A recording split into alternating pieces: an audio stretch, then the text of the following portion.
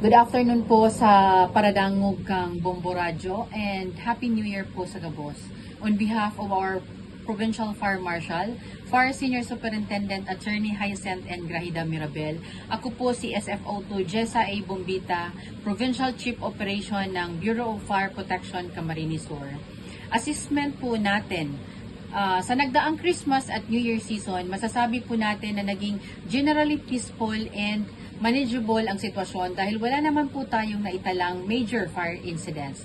Patuloy pong sinisiguro ng BFP ang public safety and security in line with our mission and vision na protektahan ang buhay, ari-arian at kapaligiran ng ating mga kababayan.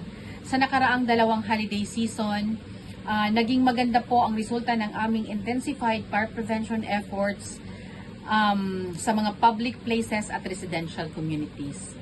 Malaking tulong dito ang regular fire safety inspection, information drives, increased public visibility ng ating fire personnel and bandilyo at ang deployment ng ating mga fire trucks sa mga matataong lugar at sa may mga malalapit na firecracker stores. Pati na rin ang mga aktibong pakikiisa sa LGUs and barangay officials.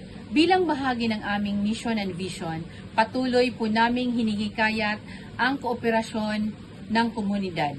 Paalala po namin sa publiko na tiyaking ligtas ang ating electrical connection sa bahay, iwasan ang overload extension cords, at huwag mag-iwan ng niluluto na walang nagbabantay.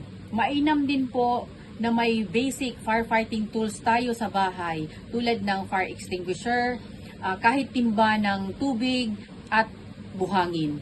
Tandaan po natin na ang fire safety is a shared responsibility.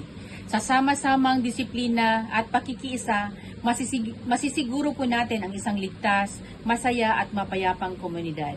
Salamat po and Happy New Year from BFP Camarines Sur. Thank you po.